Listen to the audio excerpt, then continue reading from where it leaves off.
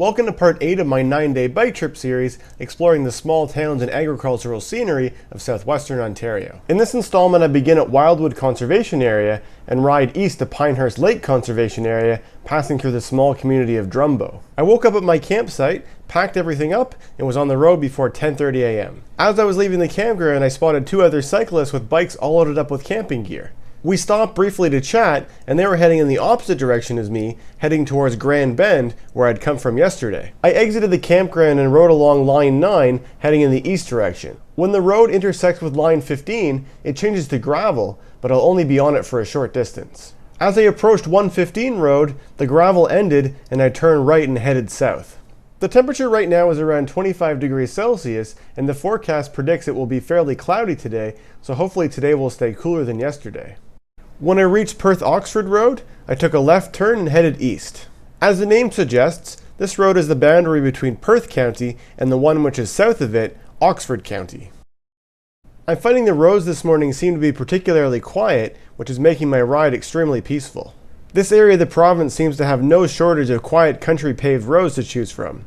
As I usually do, at around 10 kilometers into my ride, I stopped for a short rest and stretched my muscles. When I reached 37th line, I turned right and headed south. I've now crossed into Oxford County and entered into Zora Township. This road is also known as Highway 6, and it's slightly more busy than I prefer, but I'll only be on it until I can turn onto the next east-west road. As I was riding along, I spotted this dog-like animal in a field. When it spotted me, it started running away at full speed, but luckily this camera has a pretty good zoom lens on it. I'm pretty sure this animal is a coyote. When I reached Road 96, I turned left and continued east.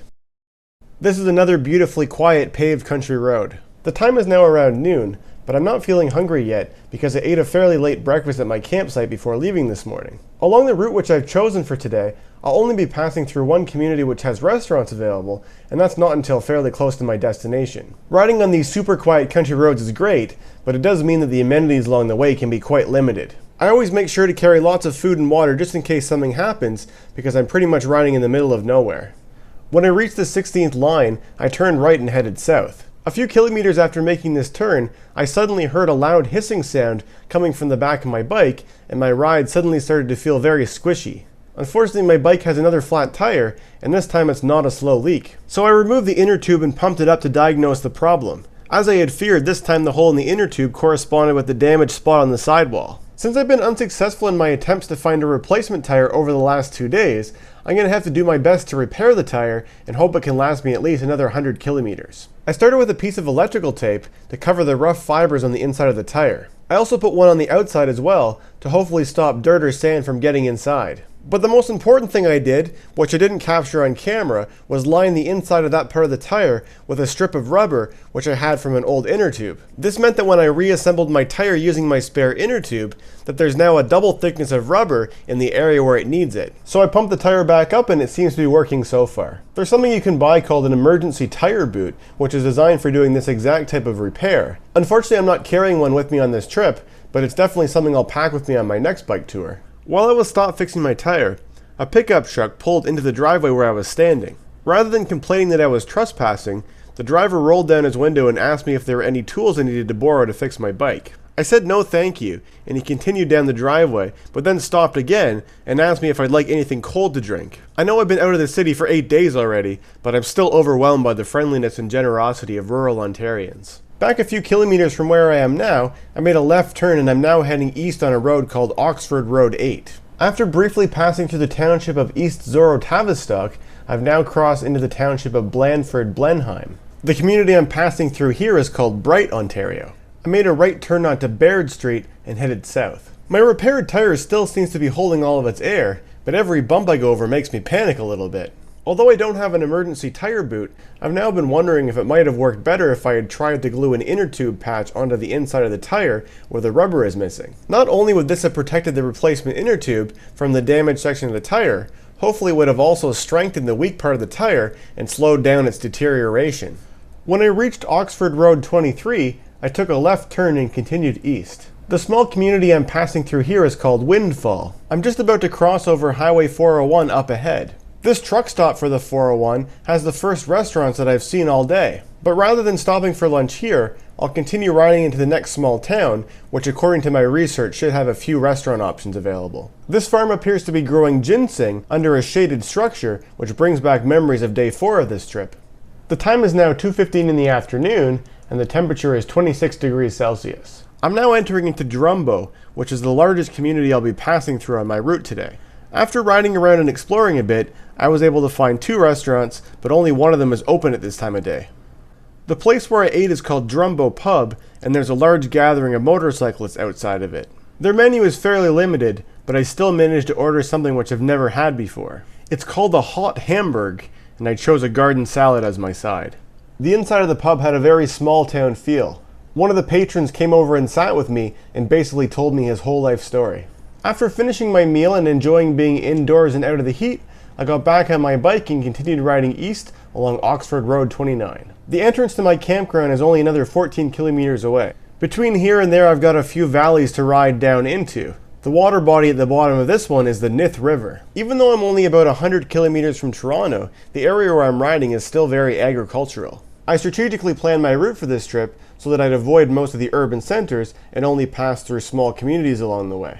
Due north of where I am right now is Kitchener-Waterloo, which is where I lived during my university years. To the northeast is the city of Cambridge. Southwest of me is a community called Woodstock, and southeast is Brantford, Ontario. All of those cities have more than 40,000 people, and although riding through them would have offered me lots of amenities, I much prefer the character of the small communities and spending my tourism dollars there. This should be the very last hill I'll need to climb before arriving. When I reached Pinehurst Road, I made a left turn, and after riding a short stretch along there, I arrived at the entrance to Pinehurst Lake Conversation Area. The time is now about 4:15 in the afternoon, and I pulled up to the gatehouse and bought a camping permit for the night. The road to my campsite was windy and hilly, and took me past the lake, where there were lots of people out canoeing and swimming. Most of the clouds which had dominated the sky earlier in the day have now cleared, and the temperature is now above 28 degrees Celsius. Shortly after arriving at my campsite, I heard the distinctive sound of a woodpecker in a tree in a neighboring campsite. While I was trying to film this clip, however, I was being eaten alive by mosquitoes, so I had to stop what I was doing immediately to put on some insect repellent. I returned to my campsite and started working on setting up my tent. The tent I'm using on this trip is an outbound hostler, which my parents bought back in the mid-1980s. It's pretty small and only weighs about 5 pounds, which makes it well suited for a solo bike trip.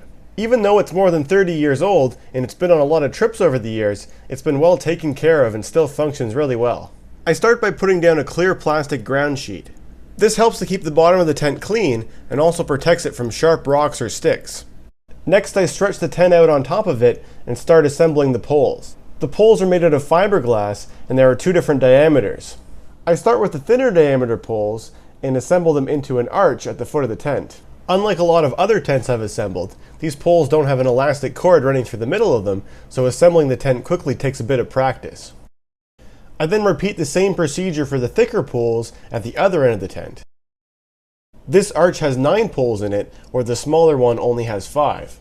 These 2 arches are the only parts of the tent which have poles in them. As you can see, without being anchored down to the ground using pegs, this tent will not stand up on its own. So the next step is to start inserting the pegs. There are 2 that go at the foot of the tent. Then 2 fasten the edges of the large arch. Next there are 2 pegs which hold down the part of the tent where you enter into it. You can see it starting to take some shape. There's 1 peg on the other end of the tent which holds up the part where your feet go. Now the rest of the pegs are just used for holding down the fly. On this tent the fly is stitched onto the rest of the tent and cannot be removed. These strings on each side stretch the fly out so that it will hopefully redirect any water that falls away from the tent. Now the only thing that I did after the camera stopped recording was I tucked in where the plastic wrap was sticking out past. I just tuck it in so it's not sticking out, because if it does rain, the last thing you want is for rain to land on that and then flow underneath and inside of the tent. So this way, when rain falls on the outside of the tent, it comes down and it goes onto the ground as opposed to onto the plastic. So to get inside the tent, you start by unclipping the fly at the 2 spots near the entrance. The fly then folds up and over the big arch. Then there's just 1 zipper to unzip, and you're able to get inside. This tent is actually designed to fit 2 people, but it very comfortably fits 1 person with lots of space on either side to keep their stuff. With that task completed, I got back on my bike and headed down to the beach. Pinehurst Lake is pretty small, but the beach is quite busy on this sunny Saturday afternoon. I went for a quick swim, but for some reason the clip that I took of myself swimming got cut off. After that I took a little shortcut to get back to my campsite. The time is now around 6:30 p.m. and although I had a fairly late lunch, I'm starting to feel ready for dinner. After hanging up my towel to dry on the clothesline, I got back on my bike and headed out to find a place to eat dinner. The nearest community which has restaurant options is Eyre, Ontario. Named after a town in Scotland, Eyre is spelled A-Y-R. On this trip when I'm traveling during the day, I always have my route very carefully mapped out ahead of time. However, in the evenings when I ride somewhere for dinner, these routes are never pre-planned. Tonight I had a few different options of roads to get to Eyre, and I elected to take a road called Brant-Waterloo Road. Coming down this steep hill on gravel was very scary to say the least. When I got to Swan Street, I started to make a right turn, but there was a sign which said road closed. I decided to take my chances and continue because there really wasn't an alternate route option offered. The road ended up being open, but it's completely torn up and very bumpy. I'm sure my damaged tire is appreciating the extra delicate treatment I've been giving it today. At the bottom of another big hill, I've now reached the historic village of Eyre. First settled in 1824, Eyre is an amalgamation of 3 settlements that were combined into one. The name Eyre was first used in 1840 when their first post office was assigned. Many years later it was amalgamated again, and it's now part of the township of North Dumfries, which is part of Waterloo region. But it still maintains a lot of its historic character, and I'm glad I decided to come here for dinner. The restaurant I decided on is called Lamplight Diner.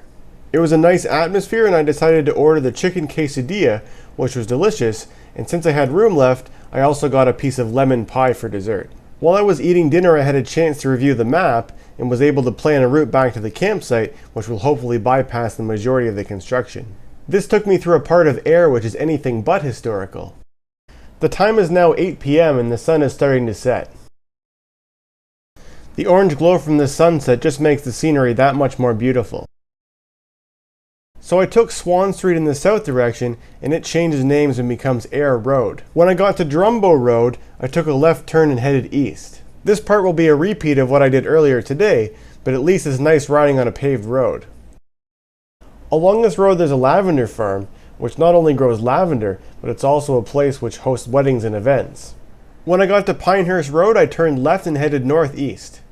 There's a shortcut to get back into the campground at the Pinehurst Variety Store. But first, one final look at that sunset. I arrived back at the campsite with a bit of remaining daylight. I decided to use that daylight to help me patch my punctured inner tube from earlier in the day. When I fixed the tire, I used my spare inner tube, and if the tire gives me trouble again tomorrow, I want to have this one ready to use as my spare so I can get it repaired again quickly. After that, I went down and had a shower. This is the only campground I visited on this trip which has a coin-operated shower. As it turned out, 1 quarter gave me all the water I needed and more. After my shower, I headed back to my campsite and went to sleep. Including my trip to Eyre and back, I traveled a total of 94 kilometers today. Stay tuned for the final installment of this 9-day bike trip series, where tomorrow I'll travel from Pinehurst Lake Conversation Area back to Toronto, including a GO train ride from Aldershot GO Station to Union Station. I hope you enjoyed joining me on today's segment of the journey. Please leave a comment below and let me know what you thought, and thanks for watching.